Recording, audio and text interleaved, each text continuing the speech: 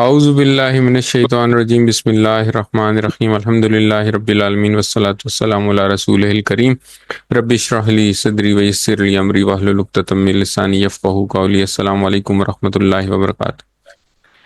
آئیے قرآن سمجھیے آسان طریقے سے، حصہ اول جس میں ہم نماز کے ذریعے قرآن سیکھتے ہیں کہ سبق نمبر 8A میں آپ کو خوش آمدید کہتا ہوں۔ آج کے سبق میں ہم تشہد پڑھیں گے اور گرامر میں مزید کچھ اسماء کے بارے میں ہم پڑھیں گے انشاءاللہ۔ ہوم ورک ساتھ ساتھ کرتے رہیں اور ووکیبلری شیٹ جو ہے وہ اپنے ساتھ رکھیں۔ تو سب سے پہلے ہم تشہد کی ذرا قرأت سنتے ہیں کہ اس کو کس طرح پڑھا جاتا ہے۔ ویسے تو ہم لوگ ہر نماز میں پڑھتے ہیں سارے، تو ہمیں آتی ہے، لیکن ایک دفعہ اس کو صحیح تلفظ کے ساتھ ذرا سنتے ہیں۔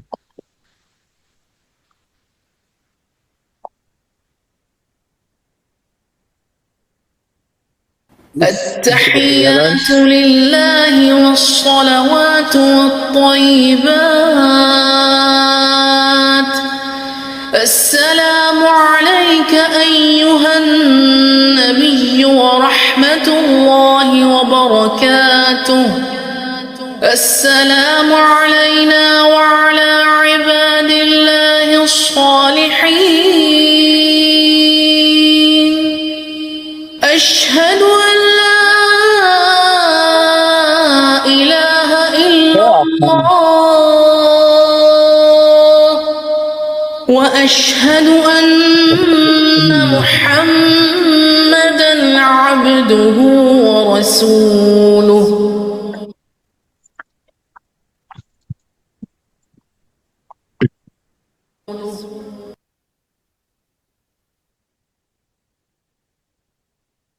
اچھا جی، تو یہ تو ساری چونکہ ہم لوگ ہر وقت نماز میں پڑھتے رہتے ہیں تو اس لیے ہمارے لیے مشکل نہیں ہے، تلفظ وغیرہ ہم نے اس کا دیکھ لیا۔ تو اس کی ترجمے اور اس کے اسباق کی طرف آتے ہیں۔ تو سب سے پہلے پہلا جو کلمہ ہے اس میں وہ ہے التحیات للہ والصلوات والطیبات۔ اچھا، اس کا جو ترجمہ لکھا ہوا ہے وہ ہے سبھی قولی باتیں اللہ ہی کے لیے ہیں اور سبھی بدنی باتیں اور سبھی مالی باتیں۔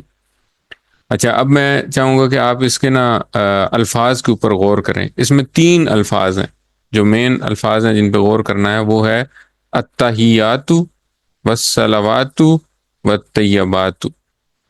تو اس میں اگر آپ دیکھیں تو تینوں کے شروع میں الف لام آ رہا ہے، جس کا مطلب ہے کہ یہ تینوں اسماء ہیں۔ اچھا، آخر میں الف تے آ رہا ہے، ٹھیک ہے، جو بھی اسم کی نشانی ہے، اور یہ بتا رہا ہے کہ یہ جمع مؤنث ہے۔ تو اگر میں کہوں کہ التحیات کا الف لام تو اسم کی نشانی ہے، اس کو ہٹا سکتے ہیں، تو پیچھے رہ جائے گا تحیات۔ تحیات میں اگر آپ کو کہوں کہ یہ جمع ہے تو اس کا واحد کیا ہوگا، تو آپ اندازہ لگا سکتے ہیں کہ الف تے کو ہٹا کے یہاں پہ گول تا لگا دیں، تحیہ۔ تحیہ جو ہے نا وہ اس کا واحد ہے، تو یہ تحیہ کی جمع ہے تحیات، اور اس کو معرفہ کر لیا ہے یا اس کے ساتھ الف لام لگا دیا ہے تو یہ بن گیا التحیات۔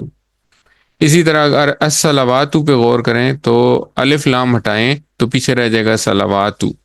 صلوات کا الف تے آخری ہٹا کے گول تا لگائیں تو یہ بن جائے گا صلات۔ صلات جو ہم پہلے بھی پڑھ چکے ہیں، ہم نے پڑھا تھا حی علی الصلاۃ، تو یہ صلاح بن جائے گا۔ اور اسی طرح طیبات، الطیبات کا اگر آپ لفظ نکالیں گے تو یہ طیبہ بنے گا، طیبہ۔ ٹھیک ہو گیا، یہ بات ہمیں سمجھ آ گئی۔ اب ہم ان الفاظ کے اوپر غور کرتے ہیں۔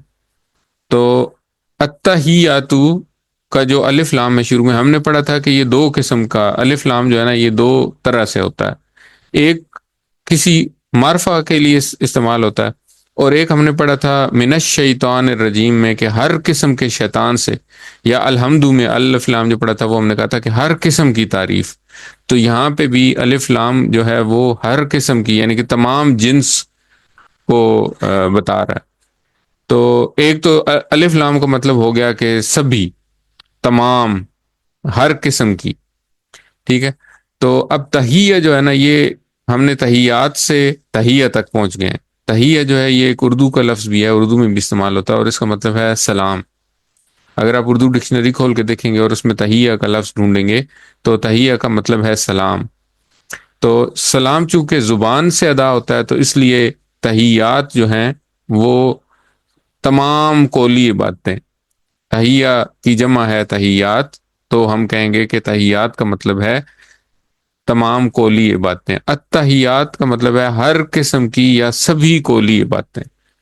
تو یہاں سے ہم اس ترجمے پہ پہنچے کہ التحیات کا مطلب ہوا سبھی قولی عبادتیں۔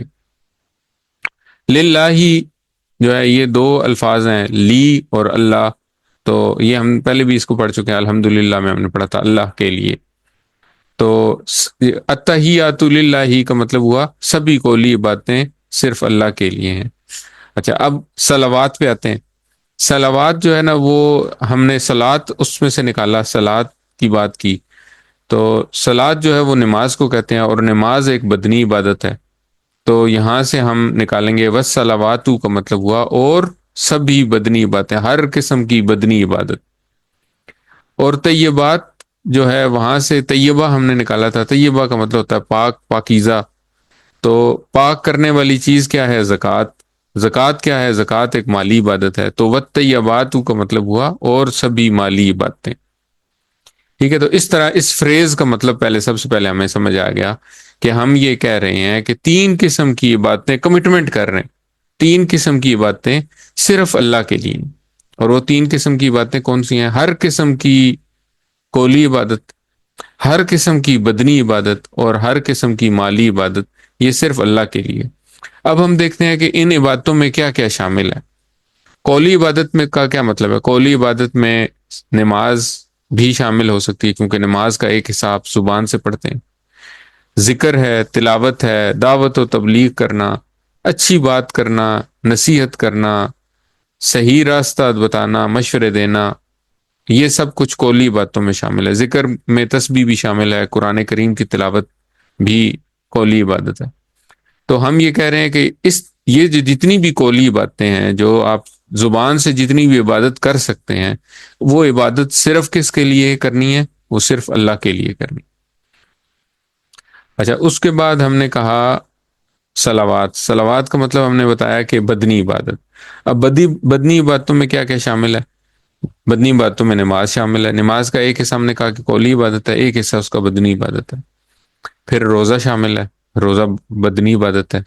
حج کا ایک حصہ جو ہے وہ بدنی عبادت میں شامل ہے، کیونکہ آپ ایک خاص جگہ پہ جاتے ہیں، وہاں پہ مشکل کاٹتے ہیں، مشکل صورتحال میں رہتے ہیں، گرمی میں رہتے ہیں، یہ سب کچھ کرتے ہیں، تو یہ بھی ایک بدنی عبادت۔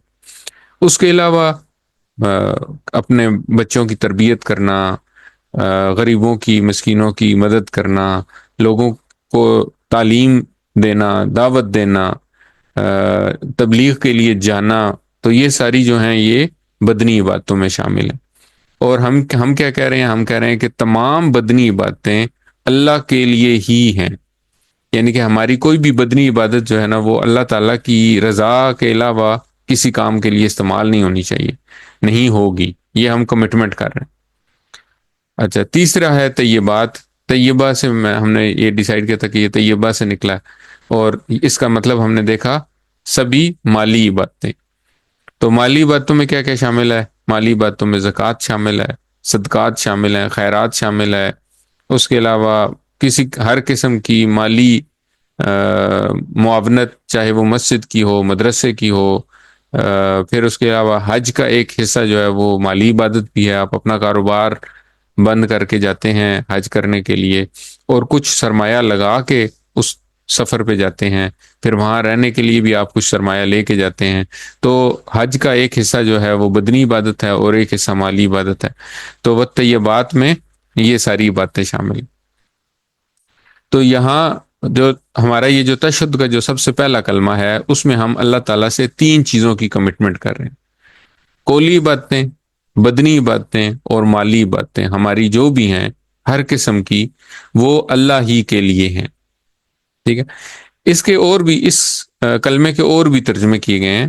اس کا ایک اور ترجمہ یہ کہا گیا ہے کہ جی سبھی سارے تعظیمی کلمے، ساری باتیں اور ساری پاکیزگیاں اللہ کے لیے ہیں۔ اس کے علاوہ اور بھی کئی جگہوں پہ آپ کو کچھ اور ترجمے بھی ملیں گے۔ ہم نے یہ ترجمہ لیا کہ قولی باتیں، بدی باتیں، مالی باتوں مالا، کیونکہ اس کا مفہوم بہت وسیع ہے اور بہت میننگ فل مفہوم ہے اس کا۔ اچھا، اب اسباق اگر ہم دیکھیں تو یہ جو ساری باتیں ہیں یہ ہم نے ڈیسائیڈ کر لیا کہ یہ ہم اللہ کے لیے ہی کریں گے، اللہ کی رضا کے لیے کریں گے۔ اب اللہ کے لیے کرنا کا کیا مطلب ہے؟ اللہ کے لیے کرنے کا مطلب یہ ہے کہ جو ہماری یہ ساری باتیں ہیں، ان باتوں کا جو محور ہے وہ اللہ تعالیٰ کی رضا ہوگی۔ یعنی کہ ہماری کوئی بھی عبادت یا کوئی بھی ہمارا جو زبان سے نکلا ہوا عمل یا ہاتھوں سے، جسم سے کیا گیا عمل یا اپنا جو مال ہے اس سے کیا گیا کوئی بھی عمل ایسا نہیں ہوگا جو اللہ تعالیٰ کو ناراض کرے، جو اللہ تعالیٰ کے احکامات کے خلاف ہو، اور جو اللہ تعالیٰ، اور اس کا ایک ہی مقصد ہوگا کہ ہم اللہ کو راضی کر کے اپنی جو منزل ہے، جو صراط مستقیم جس کی طرف ہم نے ہدایت مانگی ہے، اور وہ منزل جو انعام یافتہ لوگوں کو مل چکی ہے، اس منزل تک پہنچنے کی کوشش کریں گے انشاءاللہ۔ یہاں پہ ہم ایک حدیث بھی لیتے ہیں، بخاری اور مسلم کی حدیث ہے کہ ایک بار نبی کریم صلی اللہ علیہ وسلم نے فرمایا 70,000 ایسے لوگ ہیں جو جنت میں بغیر حساب کتاب کے داخل ہوں گے، اور ساتھ میں آپ صلی اللہ علیہ وسلم نے یہ فرمایا کہ یہ وہ لوگ ہوں گے جو نہ خود جھاڑ پھونک کرتے ہیں، نہ کسی اور سے کرواتے ہیں، نہ بدشگونی لیتے ہیں، اور صرف اپنے رب پر بھروسہ کرتے ہیں۔ یعنی ان کی ساری قولی باتیں، ان کی ساری بدنی باتیں اور ان کی ساری مالی باتیں کس کے لیے ہوں گی؟ اللہ کے لیے ہی ہوں گی۔ تو جب نبی کریم صلی اللہ علیہ وسلم نے یہ حدیث سنائی تو سامنے صحابہ کرام کا ایک گروہ بیٹھا ہوا تھا، کچھ صحابہ کرام بیٹھے ہوئے تھے جس مجلس میں نبی کریم صلی اللہ علیہ وسلم نے یہ بات سنائی۔ تو زیادہ تر صحابہ کرام کا ریئیکشن وہی تھا جو کہ ہمارا ہونا ہے، جیسے مطلب ہم جب یہ حدیث سنتے ہیں تو ہم کہتے ہیں واو، رش کرتے ہیں، واو وہ 70,000 لوگ کتنے خوش نصیب ہوں گے جو جنت میں بغیر حساب کتاب کے داخل ہوں گے۔ قرآن کریم میں اللہ تعالیٰ نے ایک ہی بات کی ہے کہ حساب ہوگا، حساب ہوگا، حساب ہوگا، اور نبی کریم صلی اللہ علیہ وسلم یہ بتا رہے ہیں کہ 70,000 ایسے لوگ بھی ہوں گے، خوش نصیب لوگ ہوں گے جو کہ جنت میں داخل ہو جائیں گے، جن کو جنت مل جائے گی بغیر کسی حساب کتاب کے۔ تو زیادہ تر لوگوں کا ریئیکشن تو اسی طرح ہی تھا جس طرح میرا اور آپ کا ریئیکشن ہے کہ بھئی وہ خوش ہو رہے ہیں، وہ رش کر رہے ہیں کہ واہ یار کیا لوگ ہوں گے۔ لیکن حضرت عکاشہ ایک صحابی تھے، عکاشہ بن محسن، تو انہوں نے جب یہ حدیث سنی تو وہ کھڑے ہو گئے اور انہوں نے کہا یا رسول اللہ میرے لیے دعا فرمائیں کہ اللہ مجھے ان میں سے ایک کر۔ تو مطلب انہوں نے اس خوشخبری کو، اس خبر کو ایز اے نیوز نہیں لیا، انہوں نے ایز اے نیوز نہیں لیا کہ میں رش کرتا رہوں، بلکہ انہوں نے کہا کہ یا رسول اللہ، نبی میرے سامنے نبی کریم موجود ہیں تو میں اپنے لیے دعا کروا لوں کہ میں ان 70,000 میں شامل ہو جاؤں تو کیا ہی بات ہے۔ تو نبی کریم صلی اللہ علیہ وسلم نے فرمایا اے عکاشہ تم ان میں سے ایک ہو۔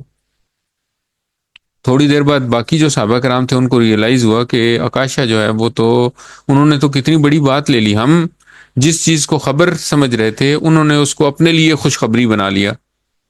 تو تھوڑی دیر بعد ایک اور صحابی کھڑے ہوئے اور انہوں نے کہا یا رسول اللہ میرے لیے بھی دعا فرمائے، اللہ مجھے بھی ان میں سے کر دے۔ تو آپ صلی اللہ علیہ وسلم نے فرمایا عکاشہ اس میں تم پر سبقت لے گے۔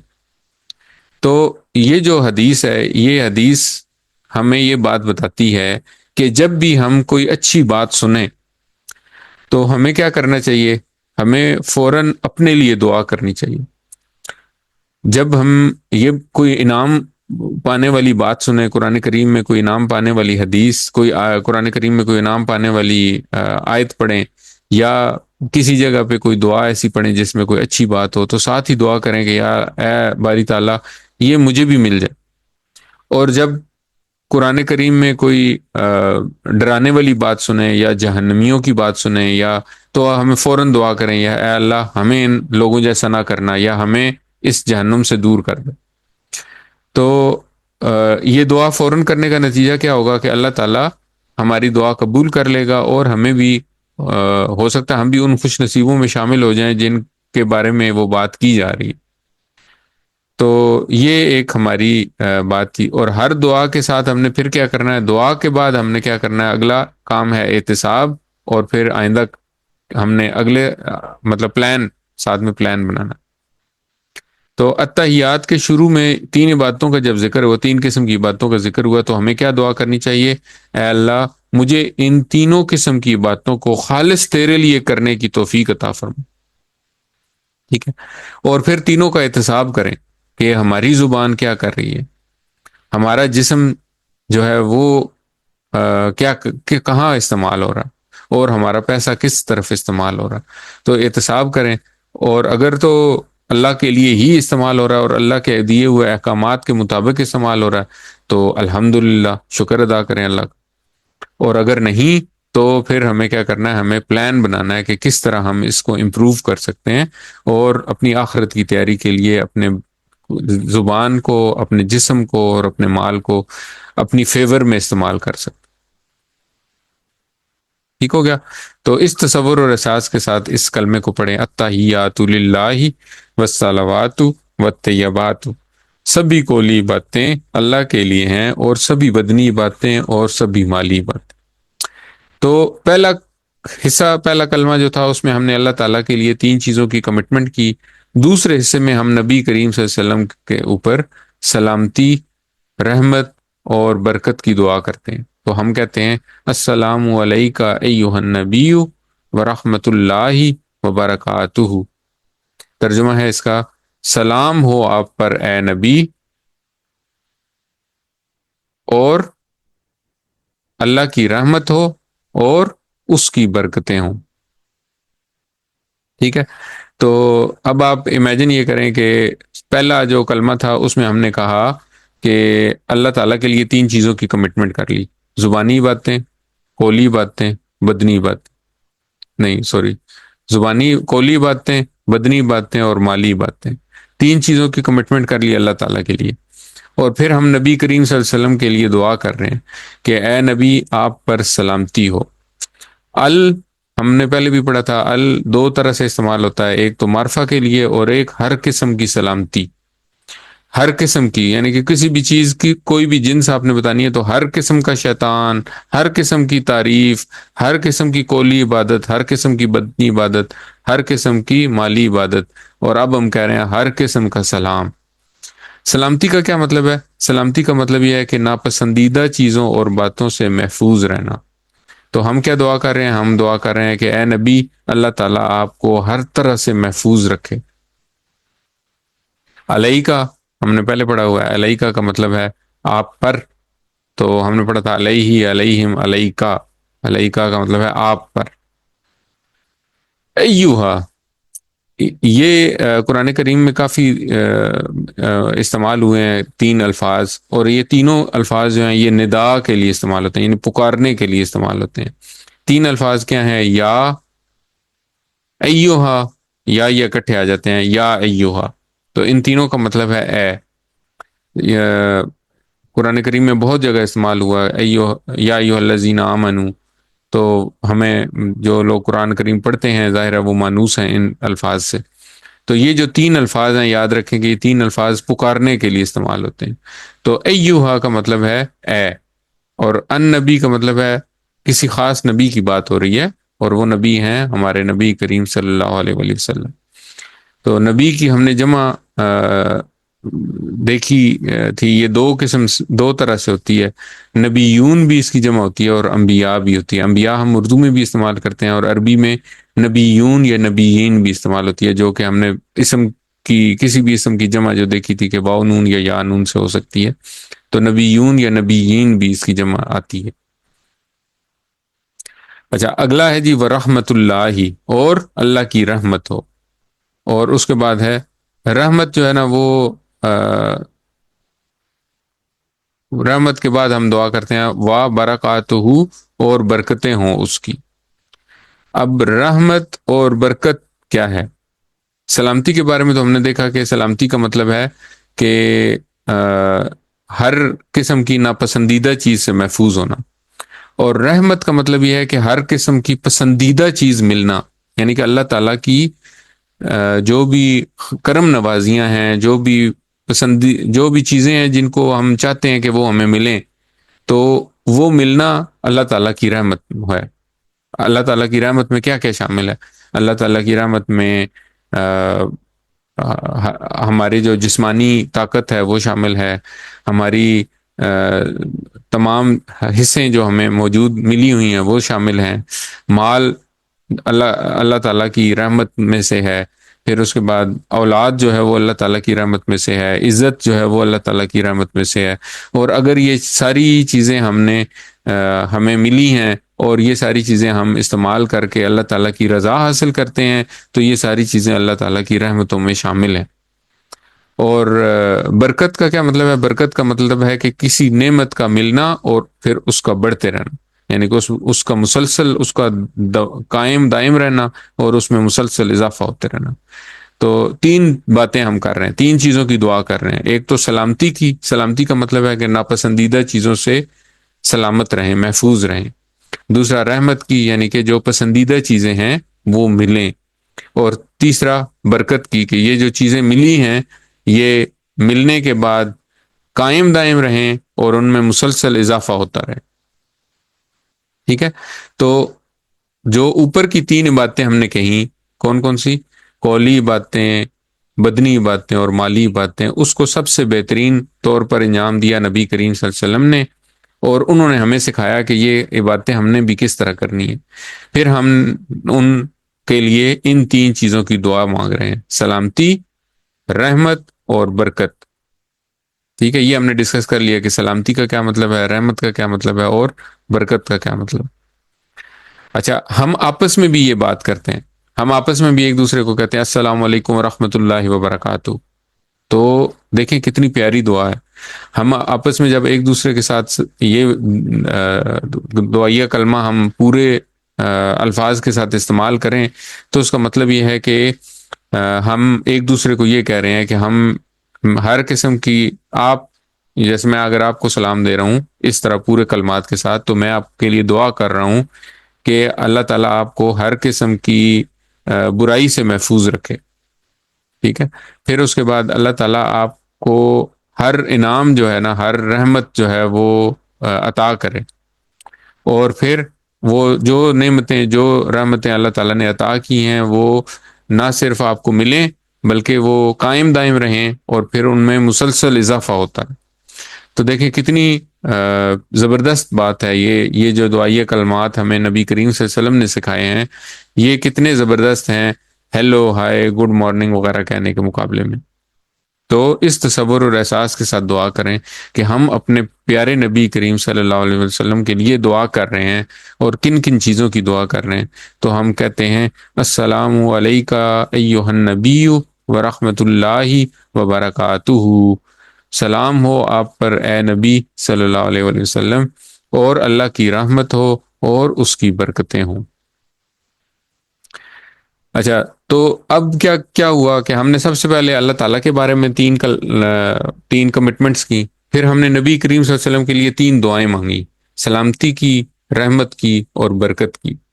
اور اس کے بعد پھر کیا کرتے ہیں؟ پھر ہم اپنے لیے دعا مانگتے ہیں، تو ہم کہتے ہیں السلام علینا، اور سلامتی ہو ہم پر، وعلی عباد اللہ الصالحین، اور اللہ کے بندوں پر جو نیک ہیں۔ تو السلام علینا، السلام ہم نے ابھی اس کے بارے میں پڑھا تھا، سلام کا مطلب ہے ہر قسم کی سلامتی۔ علینا یہ ہم پہلے پڑھ چکے ہیں، علی ہی، علیہم، علیکا، علیہ، علیکم، علینا، علینا ہم سب پر، وعلا اور پر، علا ہم نے پڑھا تھا، علیکم پڑھا تھا تو علا کا مطلب ہے پر یا اوپر، عباد اللہ، عباد اللہ ہم یہ پہلے بھی لفظ پڑھ چکے ہیں، عبداللہ ہم نے پڑھا تھا کہ عبداللہ کا مطلب ہے اللہ کا بندہ، اور عبد کی جمع ہے عباد، تو عباد اللہ کا مطلب ہے اللہ کے بندوں پر۔ تو علی عباد اللہ، اور اللہ کے بندوں پر، الصالحین جو صالحین ہیں، یعنی کہ جو نیک ہیں۔ صالح جو ہے وہ ہم اپنے اسم جب ہم نے پڑھے تھے تو وہاں پہ ہم نے پڑھا تھا صالحن کی جمع بنتی ہے صالحون یا صالحین، تو یہاں پہ لفظ ہے صالحین۔ صالحین کا مطلب ہے نیک لوگ۔ تو یہ ہم نے جمع پڑھی تھی نا صالحون، صالحون کی جمع ہم نے پڑھی تھی صالحون، اور صالحین یا صالحین، صالحین یا صالحن کی جمع ہم نے پڑھی تھی صالحین. تو یہاں پہ یہ لفظ ہوا ہے الصالحین. اچھا، اب کیا ہوا کہ ہم پہلے بھی پڑھ چکے ہیں اس بات پہ کہ اللہ تعالیٰ کا انعام کن پر ہے؟ انبیاء، صدیقین، شہداء اور صالحین. یہاں پر کیا بات کر رہے ہیں؟ یہاں پہ ہم بات کر رہے ہیں کہ نبی کریم صلی اللہ علیہ وسلم کے لیے ہم نے دعا کی، اس کے بعد اصل میں ہم نے دعا کرنی تھی ان لوگوں کے لیے جو صالحین ہیں. تو نبی کریم صلی اللہ علیہ وسلم کے بعد ہم نے صالحین کے لیے دعا کرنی تھی، اور درمیان میں ہم نے اپنا ذکر کر دیا کہ جیسے دو کامیاب لوگوں کے لیے نبی کے لیے دعا کر رہے ہیں تو وہ تو مقبول ہی مقبول ہے، اور جو لوگ آلریڈی کامیاب ہیں وہ بھی چونکہ وہ کامیاب ہیں تو ان کے لیے بھی جو سلامتی کی دعا ہے وہ بھی مقبول ہے. تو درمیان میں ہم اپنا بھی ذکر کر دیتے ہیں کہ اللہ ہمارے اوپر بھی سلامتی ہو جائے، تو کیا ہی بات ہے. تو ہم اپنا درمیان میں ایک سمجھے کہ سینڈوچ بنا کے دو مقبول باتوں کے درمیان میں اپنی بات، اپنا جو مدعا ہے یا اپنی عرضی جو ہے وہ پیش کر کے کہ چونکہ ان دونوں کو تو کامیابی مل چکی ہے، ان کے لیے جو دعا ہے وہ تو مقبول ہی مقبول ہے، تو ہم بھی درمیان میں شامل ہو جائیں تاکہ یہ ہمارے لیے بھی اللہ تعالیٰ کی سلامتی ہمارے اوپر بھی آ جائے. اچھا، پھر یہاں سے دوسرا پوائنٹ، ہم دوسرا سبق کیا نکال سکتے ہیں کہ یہاں پہ آپ دیکھیں کہ کروڑوں مسلمان روز نماز پڑھتے ہیں اور یہ دعا کرتے ہیں. کیا دعا کرتے ہیں؟ کہ صالحین لوگوں پہ سلامتی کے لیے دعا کرتے ہیں.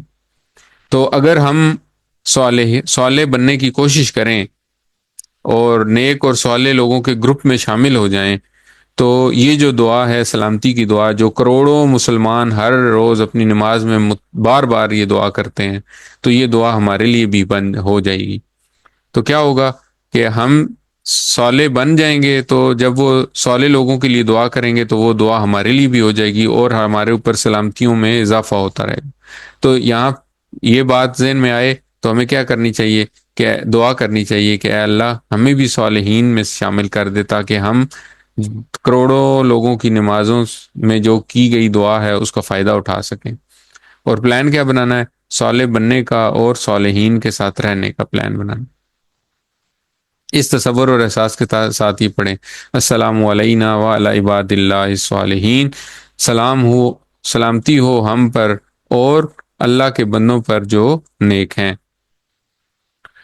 اچھا، اس کے بعد والے کلمات ہم پہلے بھی پڑھ چکے ہیں تو یہ ہمیں مشکل نہیں ہوں گے. اشہد ان لا الہ الا اللہ، میں گواہی دیتا ہوں کہ نہیں کوئی معبود سوائے اللہ کے.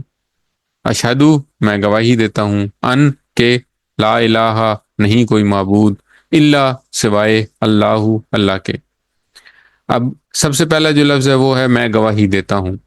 گواہی کسے کہتے ہیں؟ گواہی کا مطلب ہے یا شہادت کا مطلب ہے کہ کسی بات کی خبر دینا یا کسی بات کا اعلان کرنا، اس کو سچ مان کے اور اس کو لوگوں کو بتانا کہ یہ بات سچ ہے، یہ گواہی ہے. اور یہ کس بات پہ آپ کہتے ہیں؟ آپ اپنے علم یا یقین کی بنیاد پر کوئی بات کہتے ہیں. تو ہمیں کیا کرنا ہے؟ ہمیں یہ یاد کرایا جاتا ہے، ہم نے پہلے بھی پڑھا تھا کہ ہر اذان میں، ہر وضو کے بعد کی گئی دعا میں اور تشہد میں کی گئی یہ جو کلمات ہیں ان میں ہمیں بار بار یہ یاد کرایا جاتا ہے کہ مجھے گواہی دینی ہے نہ صرف اپنے زبان سے بلکہ اپنے عمل سے.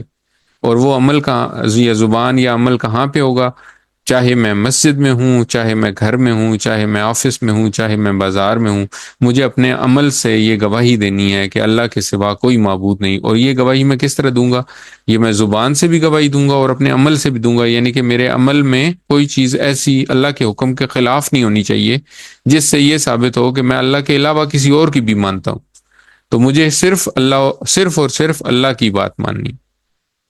تو یہ مجھے گواہی نہ صرف اپنے سامنے دینی ہے، لوگوں کے سامنے دینی ہے، ان مسلمانوں کے سامنے دینی ہے جو میرے ارد گرد رہتے ہیں، بلکہ ان غیر مسلموں کے سامنے بھی دینی ہے جو کہ جن کے سامنے ابھی تک کسی نے یہ گواہی نہیں دی، یا اگر کوئی گواہی دے بھی چکا ہے تو انہوں نے اس گواہی کو ابھی تک ایکسیپٹ نہیں کیا. کیونکہ نبی کریم صلی اللہ علیہ وسلم کے بعد نبوت کا سلسلہ بند ہو گیا، تو اب یہ ہم امتیوں کی ذمہ داری ہے کہ ہم یہ گواہی جو ہے یہ ہر شخص تک پہنچائیں کہ اللہ کے سوا کوئی معبود نہیں. ٹھیک ہے، اور یہ سارے کلمات ہم پہلے پڑھ چکے ہیں. یہاں پہ ہم نے 4 لفظ پڑھے تھے، لا، ما، لم اور لن، اور ہم نے پڑھا تھا یہ 4 کلمات قرآن کریم میں تقریباً 4000 دفعہ آئے ہیں، اور یہ نہیں نفی کرنے کے لیے استعمال ہوتے ہیں. الہ کی جمع ہم نے دیکھی تھی آلیہ، اور الا اللہ کا مطلب ہے سوائے اللہ کے. ٹھیک ہے، تو اس کے بعد ہم نے اسی کلمے کے ساتھ جڑی ہوئی 2 اور باتیں دیکھی تھیں کہ نبی کریم صلی اللہ علیہ وسلم کی 2 احادیث پڑھی تھی، کہ ایک یہ کہ جس کا آخری کلمہ لا الہ الا اللہ ہوگا وہ جنت میں داخل ہوگا، اور دوسرا جو موت کے قریب، آپ کے قریب المرگ جو لوگ ہوتے ہیں ان کے سامنے یہ کلمہ پڑھنا چاہیے تاکہ ان کی زبان سے بھی یہ کلمہ جاری ہو اور ان کو بھی کامیابی مل سکے. دعا کیا کرنی ہے ہمیں یہ پڑھ کے کہ اے اللہ مجھے صرف تیری عبادت کرنے کی توفیق عطا فرما، اور مجھے ہمت دے کہ میں اس چیز کی گواہی دے سکوں کہ تیرے سوا کوئی معبود نہیں. پھر احتساب کرنا ہے کہ میں نے کتنی دفعہ اللہ کے علاوہ کسی اور کی بات مانی، خاص طور پہ اپنے نفس کی. پھر پلان بنانا ہے کہ اگر ایسا ہوا ہے تو میں نے کس طرح اپنے نفس کی بات کو پیچھے ڈالنا ہے اور اللہ کی بات کو سامنے رکھنا ہے اور اللہ کے حکم پر عمل کرنا ہے. اور پھر تبلیغ کرنی ہے، اس پیغام کو مسلمانوں تک بھی پہنچانا ہے، اور ارب غیر مسلم جو لوگ ہیں ان تک بھی پہنچانا ہے. اس کے بعد ہم کیا کہتے ہیں؟ اس کے بعد کہتے ہیں وَأَشْهَدُ أَنَّ مُحَمَّدًا عَبْدُهُ وَرَسُولُهُ، اور میں گواہی دیتا ہوں کہ محمد صلی اللہ علیہ وسلم اس کے بندے اور اس کے رسول ہیں. تو اس کو بھی ہم پڑھ چکے ہیں پہلے، وَأَشْهَدُ، اور میں گواہی دیتا ہوں. گواہی میں پھر یہی شامل ہو گیا کہ مجھے یہ گواہی دینی ہے اپنے زبان سے اور اپنے عمل سے کہ میں نبی کریم صلی اللہ علیہ وسلم کو اللہ کا رسول مانتا ہوں. نبی کریم صلی اللہ علیہ وسلم کی کہی ہوئی ہر بات میرے لیے قرآن کے بعد جو سیکنڈ جو امپورٹنٹ بات ہے وہ نبی کریم صلی اللہ علیہ وسلم کی بتائی ہوئی بات ہے. تو نبی سے کریم صلی اللہ علیہ وسلم کی بتائی ہوئی بات پہ میں اتنی شدت سے عمل کرتا ہوں کیونکہ میں مانتا ہوں کہ نبی کریم صلی اللہ علیہ وسلم نے اللہ تعالیٰ کا پیغام پہنچایا، اللہ تعالیٰ کا رسول ہیں، اللہ تعالیٰ کے رسول ہیں وہ.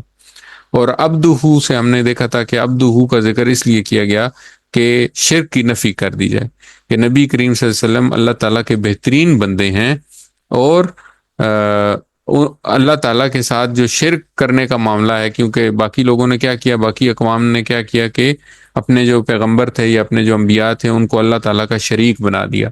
تو ہمیں بار بار یہ کلمہ یاد دلایا جا رہا ہے، یہ بات یاد دلائی جا رہی ہے کہ ہم نے شرک سے دور رہنا. تو یہاں پہ ہم کیا کہہ رہے ہیں کہ میں گواہی دیتا ہوں کہ، اور یہ ہم نے 4 الفاظ پڑھے تھے، انا، ان اور انا، اور ان کی مثالیں ہم نے دیکھی تھیں. ان کا مطلب ہے کہ اشہد ان لا الہ الا اللہ، انا اشہد ان محمد رسول اللہ، اس کا مطلب بھی کہ. اور ان کا مطلب ہم نے دیکھا تھا اگر، اور اس کے لیے مثال رکھی تھی انشاءاللہ. اور انا کا مطلب ہم نے دیکھا تھا بے شک، اور اس کے لیے مثال رکھی تھی ان اللہ مع الصابرین. اور ہم نے کہا تھا کہ عبدہ کا مطلب ہے اس کے بندے، ورسولہ کا مطلب ہے اور اس کے رسول. ٹھیک ہے، تو ترجمہ اسباق کیا نکالے تھے کہ عبدہ و رسولہ کا مطلب یہ ہے کہ ہم شرک نہیں کرنا چاہتے، اور ہم یہ کہہ رہے ہیں کہ نبی کریم صلی اللہ علیہ وسلم اللہ کے رسول ہیں. جو چیز اللہ تعالیٰ نے ان کے ذریعے ہم تک پہنچائی ہے ہمیں اس پر بھی منوعن اسی طرح عمل کرنا ہے. کس طریقے سے؟ اپنی زبان سے اور اپنے عمل سے. اور یہ نہ صرف ہمیں خود عمل کر کے دکھانا ہے بلکہ ہمیں یہ گواہی جو ہے یہ پہنچانی ہے ہمارے ارد گرد جو مسلمان بھائی ہیں ان تک اور غیر مسلموں تک، کیونکہ نبی کریم صلی اللہ علیہ وسلم کے بعد یہ اب ہماری ڈیوٹی ہے کہ ہم نے یہ اس بات کی تبلیغ کرنی ہے. اللہ تعالیٰ قرآن کریم میں فرماتا ہے وَكَذَلِكَ جَعَلْنَاكُمْ أُمَّةً وَسَطًا لِتَكُونُوا شُهَدَاءَ عَلَى النَّاسِ، اور ہم نے تم کو ایک امت وسط بنایا، یعنی بیچ والی امت، درمیانی امت بنایا تاکہ تم لوگوں پر گواہ رہو. اور اس کے بعد فرمایا کہ اور رسول تم پر گواہ رہیں. تو نبی کریم صلی اللہ علیہ وسلم ہمارے اوپر گواہ ہیں، اور ہم نے لوگوں کے سامنے یہ گواہی دینی ہے۔ تو ہمارے بعد نبی کریم ہمارے پاس پر ہم سب پر نبی کریم صلی اللہ علیہ وسلم کے بعد یہ ایک عظیم الشان ذمہ داری ڈال دی گئی ہے کہ ہمیں یہ گواہی لوگوں تک پہنچانی ہے۔ تو اس کے بارے میں ہمیں بار بار یاد کرایا جاتا ہے، لیکن افسوس کی بات یہ ہے کہ چونکہ قرآن کے یا عربی سے ناواقفیت کی وجہ سے یا ان کلمات سے ناواقف ہونے کی وجہ سے یا ان کے اسباق نہ جاننے کی وجہ سے ہم یہ بغیر سوچے سمجھے یہ کلمات پڑھ دیتے ہیں، اور ہم اس بارے میں کوئی کوشش نہیں کرتے کہ ہمیں یہ گواہی کسی اور تک پہنچانی ہے اپنے عمل کے ذریعے یا اپنی زبان کے ذریعے۔ تو اس تصور اور احساس کے ساتھ اس امپورٹنس کو اپنے ذہن میں لاتے ہوئے کہ یہ کتنی امپورٹنٹ بات ہے اور یہ گواہی ہمیں دینی ہے، تو یہاں پہ اپنے اس کلمے کی پریکٹس کریں، اشہد اللہ الہ الا اللہ و اشہد ان محمدً عبدہ و رسولہ۔ چلیں جی، یہاں پہ ہمارا نماز کا سبق ختم ہوا، اب ہم لیتے ہیں ایک بریک اور پھر پڑھیں گے گرامر۔ السلام علیکم ورحمۃ اللہ وبرکاتہ۔ اعوذ باللہ من الشیطان الرجیم، بسم اللہ الرحمن الرحیم، الحمد للہ رب العالمین والصلاة والسلام علی رسولہ الکریم، رب اشرح لی صدری ویسر لی امری واحلل عقدۃ من لسانی یفقہوا قولی۔ السلام علیکم ورحمۃ اللہ وبرکاتہ۔ سبق نمبر 8B، جس میں ہم عربی پڑھیں گے۔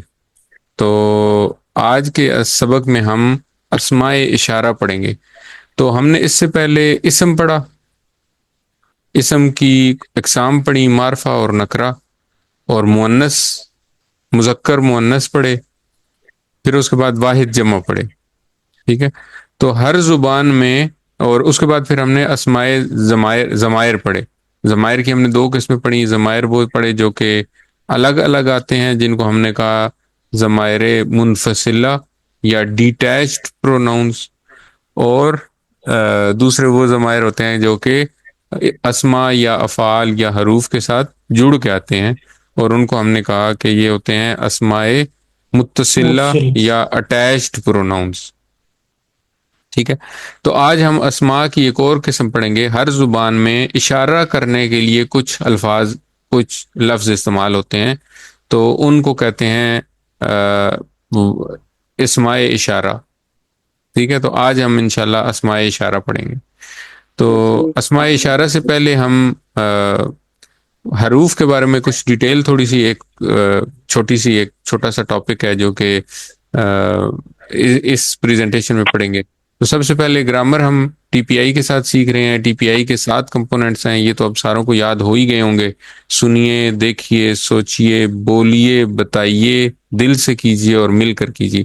یہ سارے کمپوننٹس ہم یوز کر کے قرآن کریم کو سیکھ رہے ہیں۔ ہم نے پڑھا اسم، فعل، حرف۔ اسم کیا ہے؟ کسی کا نام یا صفت، اور اس کی نشانیاں ہم نے کیا پڑھی؟ شروع میں الف لام ہو سکتا ہے، تنوین ہو سکتی ہے، واو آخر میں واو نون یا الف تے ہو سکتا ہے۔ الف لام اور تنوین جو ہے یہ اسم کی بڑی پکی نشانیاں ہیں۔ واو نون یا الف تے جو ہے یہ کوئی پکی نشانیاں تو نہیں ہیں، لیکن ہمیں اسم کے آخر میں نظر آ سکتی ہیں، تو ہمیں پہچاننے میں آسانی ہوتی ہے۔ اور اس کے علاوہ بھی اسم ہو سکتے ہیں، یعنی کہ اب مثال کے طور پہ کچھ اسم ہیں جو نام ہے کسی کا بھی، مثال کے طور پہ میرا نام ہے رضوان، تو اب رضوان جو ہے اس میں آپ کو یہ نشانی تو نہیں نظر آ رہی، ان میں سے کوئی نشانی نہیں نظر آ رہی۔ اسی طرح اللہ ہے، یا ہم نے پڑھا رب، تو اس میں آپ کو یہ نشانیاں تو نہیں نظر آ رہی، تو ان کو بھی ہم نے پہچاننا، ٹھیک ہے۔ تو جیسے جیسے ہم پڑھتے جائیں گے تو انشاءاللہ ہم اسماء کے بارے میں اور زیادہ یہ چیزیں کھلتی رہیں گی۔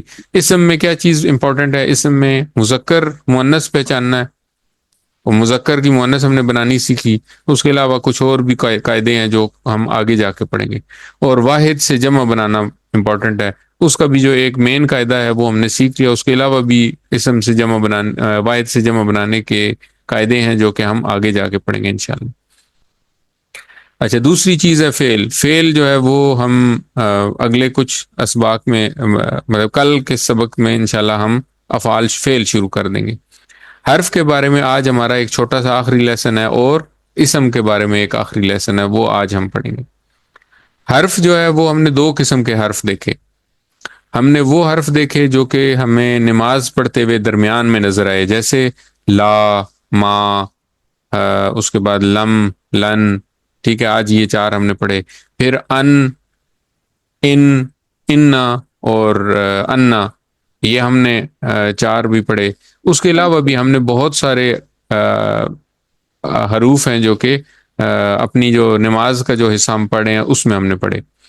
اچھا، اس کے بعد ہم نے کچھ حروف پڑھے پچھلے 3 لیسنز میں، جن کو ہم نے مختلف ٹکڑوں کے ساتھ جوڑ کے پڑھا. تو اب یہ والے جو حروف، یہ جو 7 حروف ہم نے پڑھے ہیں، یہ حروف ایک خاص کیٹیگری ہے حرف کی، جسے کہتے ہیں حروف جر، حرف جر، ٹھیک ہے، یا حروف جارہ بھی کہتے ہیں اس کو. تو حرف جر جو ہے نا، وہ یہ 7 ہیں ابھی تک جو ہم نے پڑھے ہیں. یہ قرآن کریم میں 11 حروف استعمال ہوئے ہیں جن کو حروف جر کہا جاتا ہے، اور کسی وجہ سے ان کو حروف جر کہا جاتا ہے، وہ انشاءاللہ ہم اگلے اسباق میں پڑھیں گے. تو ابھی فی الحال آپ نے یہ یاد رکھنا ہے کہ یہ جو 7 حروف ہم نے پڑھے ہیں، کون کون سے؟ پہلے سبق میں ہم نے 3 پڑھے تھے، لا، من اور ان، یہ 3. دوسرے سبق میں ہم نے پڑھا تھا بی، فی اور الا، یہ 3 ہو گئے، 6 ہو گئے ٹوٹل. اور 7واں جو ہم نے پڑھا تھا وہ تھا الا. یہ 7 حروف جو ہیں یہ حروف جر ہیں. اس کے علاوہ باقی جو ہم حروف پڑھے ہیں وہ سمپل حروف ہیں، مطلب ان کے الگ الگ نام ہیں، لیکن ان کو ابھی فی الحال ہم نہیں چھیڑے.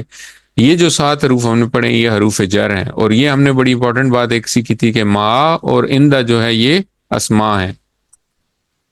ٹھیک ہو گیا، یہ امپورٹنٹ بات ہے. اب آج کے لیسن میں ہم حروف جر کی 4 اہم باتیں سیکھیں گے. یہ 4 اہم باتیں کیا ہیں کہ حروف جر کون کون سے ہم نے پڑھے؟ یہ 7 حروف جر ہیں جو ہم نے پڑھے. ٹھیک ہو گیا. ان حروف جر کی جو اہم بات ہے، سب سے پہلی بات یہ ہے کہ ہر زبان کا حرف جر الگ ہوتا ہے. حروف جر یا پریپوزیشنز یہ صرف عربی میں نہیں ہیں، یہ اردو میں بھی ہیں اور انگلش میں بھی ہیں. ٹھیک ہے. تو مثال کے طور پہ ہم اردو میں کہتے ہیں میں اللہ پر ایمان لایا، ٹھیک ہے، لیکن بی کا مطلب ہم نے پڑھا تھا بسم اللہ میں ہم نے کیا پڑھا تھا؟ اللہ کے نام سے. تو وہاں پہ ہم نے بی کا مطلب پڑھا تھا سے. تو آمنت باللہ ہم کہتے ہیں عربی میں، ٹھیک ہے. تو جب ہم اس عربی کا اردو میں ترجمہ کریں گے تو ہم یہ نہیں کریں گے کہ میں ایمان لایا اللہ سے، بلکہ ہم کہیں گے میں ایمان لایا اللہ پر. حالانکہ ہم نے پر کے لیے جو حرف جر پڑھا ہے وہ کیا ہے؟ اللہ، ٹھیک ہے. لیکن ہم یہ نہیں کہتے آمنت اللہ، ٹھیک ہے. تو اس کا مطلب، اور اسی طرح جب ہم انگلش میں کہتے ہیں تو ہم کہتے ہیں آئی بلیو ان اللہ، ہم یہ نہیں کہتے کہ آئی بلیوڈ آن اللہ، ٹھیک ہے. تو اس سے یہ پتہ چلا کہ پہلا جو پوائنٹ ہے وہ یہ ہے کہ ہر زبان کا حرف جر الگ ہے. عربی میں کسی جگہ پر اگر بی استعمال ہوا ہے تو ہو سکتا ہے ہم اردو میں اسی چیز کا ترجمہ کرنے کے لیے ہم کوئی اور ڈیفرنٹ حرف جر ہمیں استعمال کرنا پڑے. اس کا مطلب یہ نہیں ہے کہ بی کا مطلب جو ہے وہ پر ہے، بلکہ اس کا مطلب یہ ہے کہ اردو میں جب ہمیں وہ جملہ پڑھنا تھا تو ہمیں اس جملے میں سے ہمارا کام نہیں بن رہا تھا، تو ہمیں وہاں پہ پر لگانا پڑا. ٹھیک ہے. تو اسی طرح ہم نے پڑھا تھا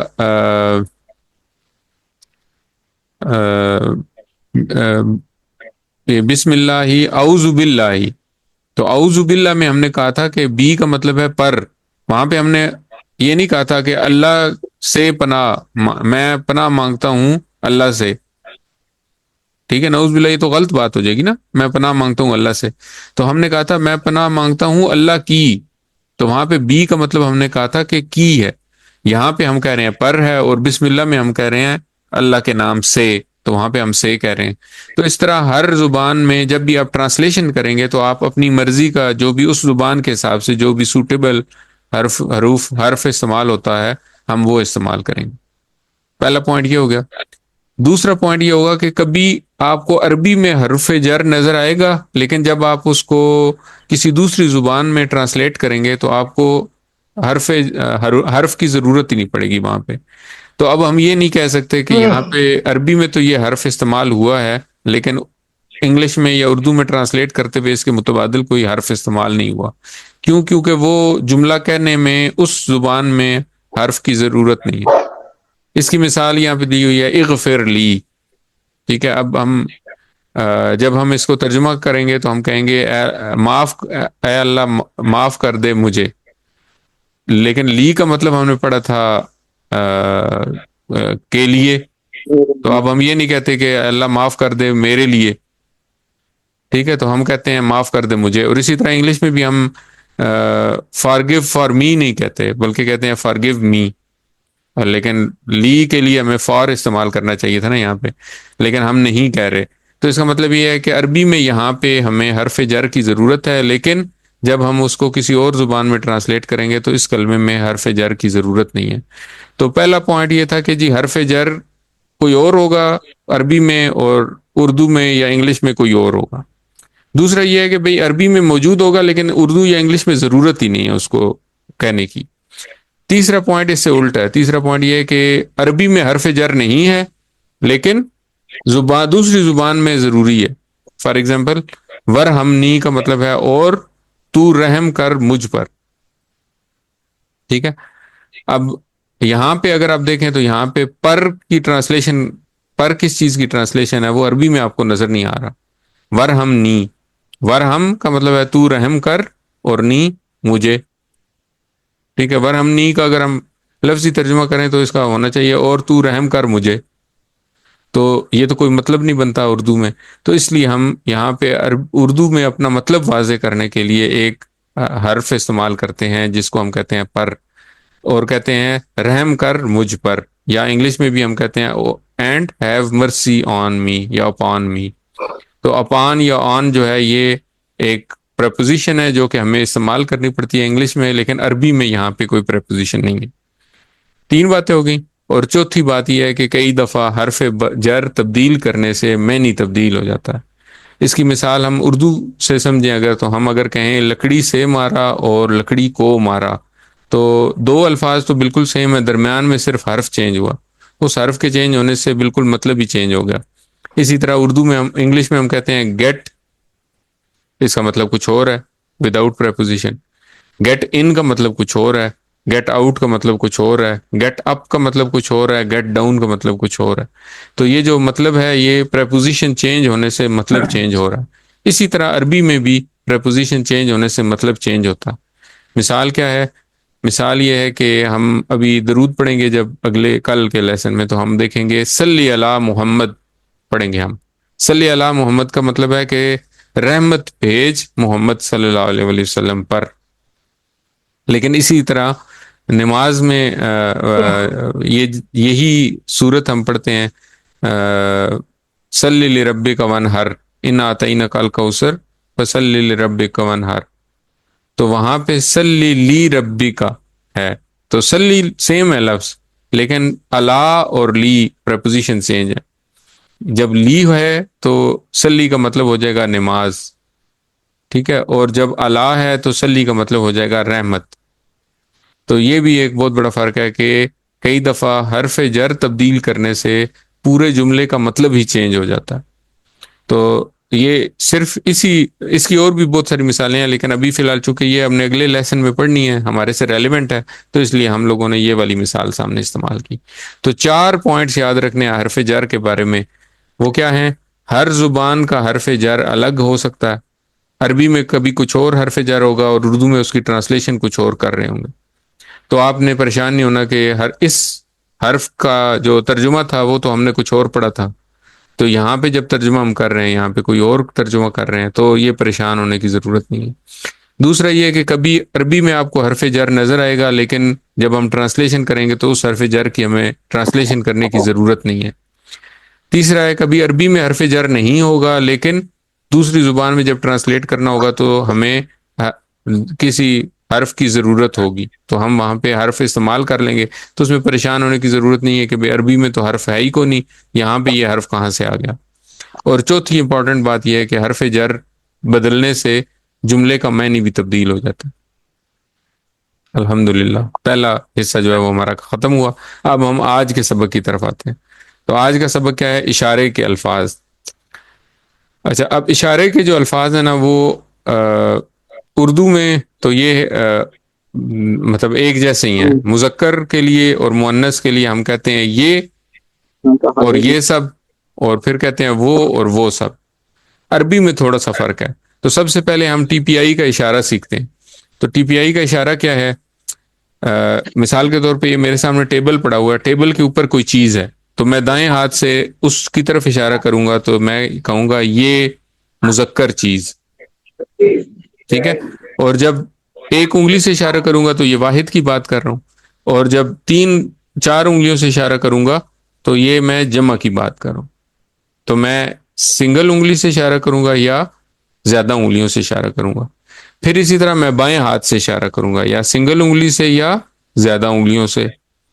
اور پھر دور کے لیے سامنے کی طرف، یعنی کہ ہم نے کیا کیا تھا، ہم نے ایک اشارہ کیا تھا تم کے لیے یہ والا، اور ایک اشارہ کیا تھا وہ کے لیے یہ والا. تو ان دونوں کے درمیان میں 45 ڈگری کے اینگل پہ میں اشارہ کروں گا اور میں کہوں گا وہ، اور پھر میں کہوں گا وہ سب.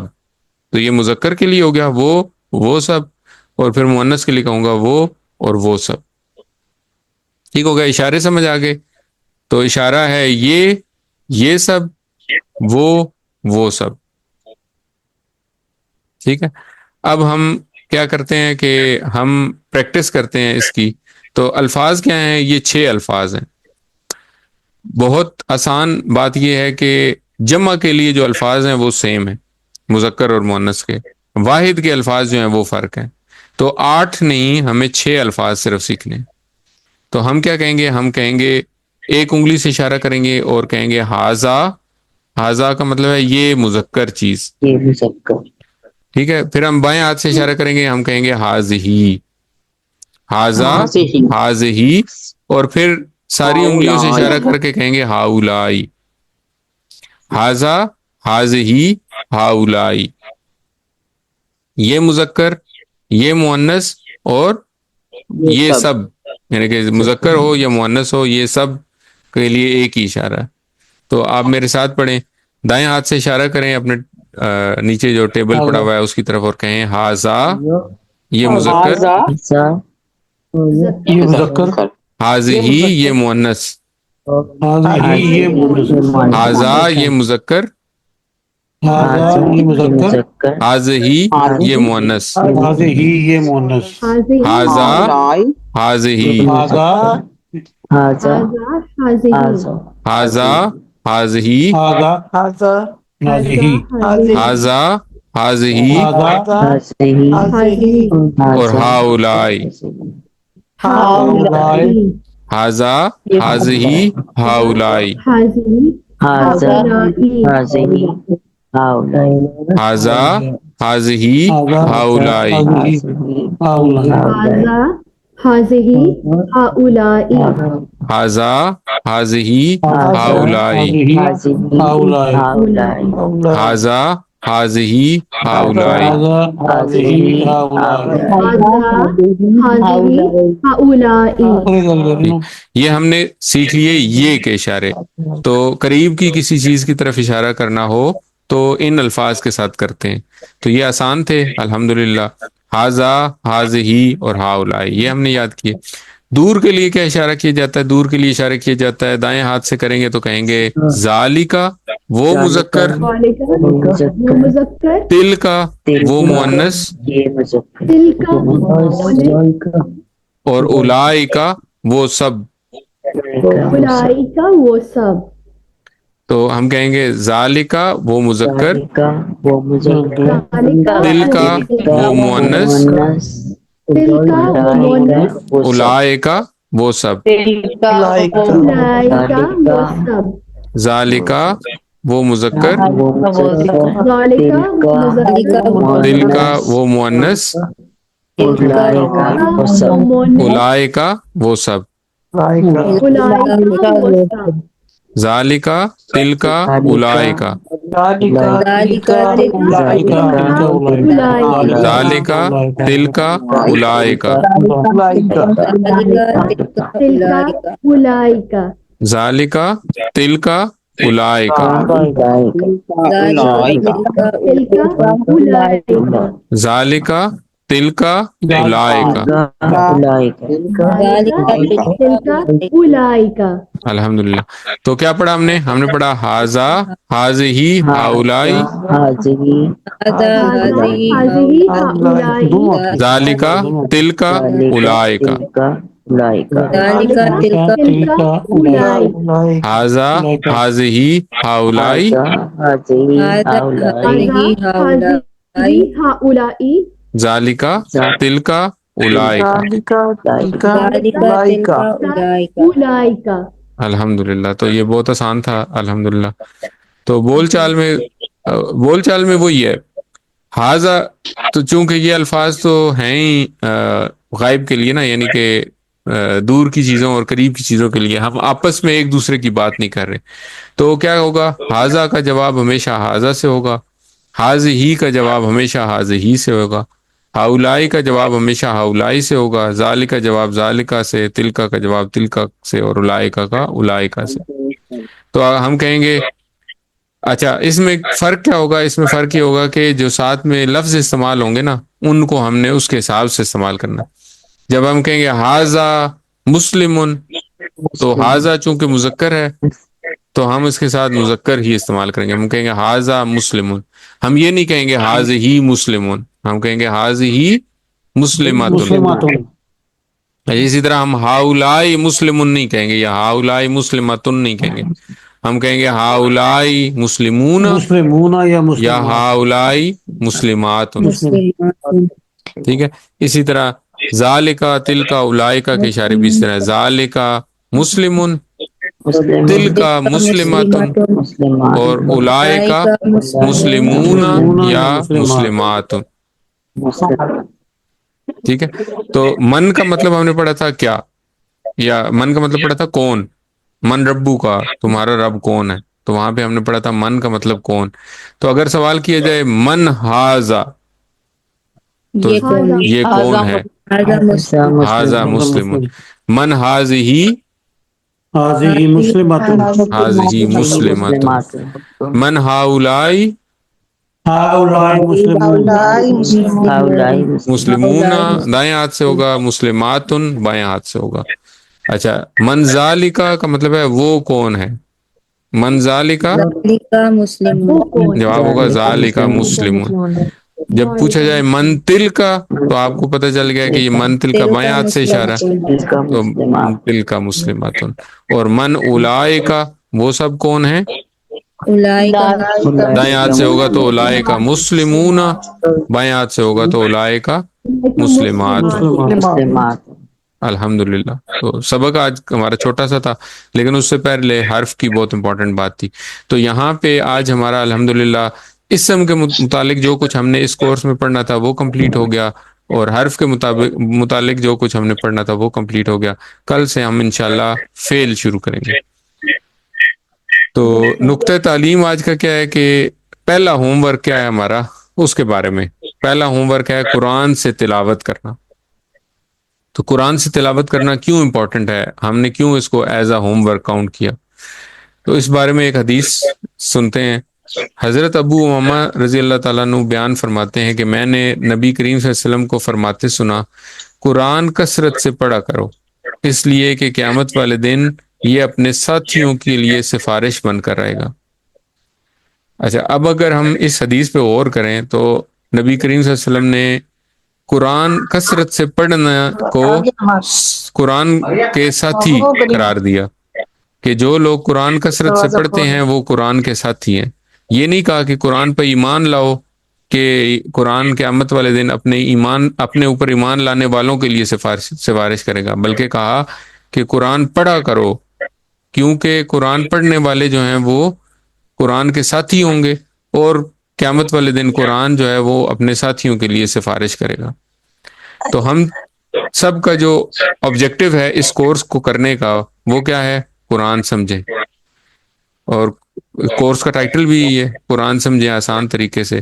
تو پہلا قدم ہم یہ شروع سے یہ بات ڈسکس کرتے آئے ہیں کہ اگر ہم قرآن سمجھنا شروع کر دیں، مثال کے طور پہ ہم نے اگر آج آپ دیکھیں، آج ہم 40% یا 30% اگر الفاظ پڑھ چکے ہیں قرآن کریم کے، اور ہم اس کو امپلیمنٹ نہ کریں، قرآن پڑھیں نہ ہم، تو پھر اس علم کا کیا فائدہ ہوا؟ مطلب ہم یہ تو کہیں گے کہ ہم نے 50% قرآن کے الفاظ سیکھ لیے، لیکن اگر ہم قرآن پڑھ نہیں رہے اور ہم یہ دیکھ نہیں رہے کہ واقعی بھائی ہم نے 50% الفاظ سیکھ لیے ہیں تو قرآن ہمارے لیے ریلیٹیو پہلے کی نسبت آسان ہو جانا چاہیے ظاہر ہے.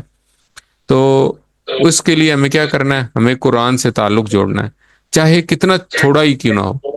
جو بھی ٹائم نکلے اپنی مصروفیت میں سے وہ نکالیں، مصحف کھولیں، قرآن کریم اپنے سامنے کھولیں، قرآن کریم کھول کے اس میں سے تلاوت کریں اور اس میں ان الفاظ کو ڈھونڈنے کی کوشش کریں جو الفاظ ہم اس کورس میں پڑھ چکے ہیں. اس سے آپ کا انٹرسٹ قرآن پڑھنے میں ڈیولپ ہوگا، آپ کو قرآن سے ایک مانوسیت، انسیت ایک ڈیولپ ہوگی کہ یہ الفاظ آدھے الفاظ تو اس صفحے پہ میرے جانے پہچانے ہیں. تو جب آپ کو جانے پہچانے الفاظ ملیں گے تو آپ کو قرآن پڑھنے سے شوق پیدا ہوگا، آپ کو قرآن پڑھنے کا دل کرے گا اور آپ قرآن کھولیں گے. تو اس لیے ہمارا جو پہلا ہوم ورک ہے وہ ہے قرآن کریم کی تلاوت کریں کم از کم 5 منٹ روزانہ. ٹھیک ہے، الحمدللہ سبق نمبر 8 کے اختتام پر ہمارا سیکھے گئے الفاظ جو ہیں وہ 93 ہو گئے ہیں، جو قرآن کریم میں 27,000 سے زائد دفعہ آئے ہیں. قرآن میں کل تقریباً 4,500 الفاظ ہیں جو 78,000 بار آئے ہیں. 7 ہوم ورک یاد رکھیں، 2 تلاوت کے، 2 پڑھنے کے، ایک سننے کا، ایک سنانے کا اور ایک نماز میں مختلف صورتوں کی تلاوت کا. یاد رکھیے آپ منتخب ہیں، اللہ تعالیٰ نے قرآن سیکھنے کے لیے آپ کا انتخاب کیا، اس انتخاب کو نظر انداز مت کریں. اپنے لیے دعا کریں، رب زدنی علما، اے اللہ میرے علم میں اضافہ فرما، اور اپنے ساتھیوں کے لیے اے اللہ قرآن کی کلاس میں قرآن سیکھنے میں ہماری مدد فرما. ووکیبلری کارڈ اپنے ساتھ رکھیں اور ٹیچر بنیے. آپ نے جو کچھ سیکھا وہ بہت آسان ہے. ہم نے کیا سیکھا آج؟ ہم نے سیکھا ہاذا، ہاذہی، ہاؤلائی، ذالکا، تلکا، اولائکا، دیٹس اٹ. بس یہ اشارے اور یہ الفاظ اپنے گھر میں باقیوں کو سکھائیں.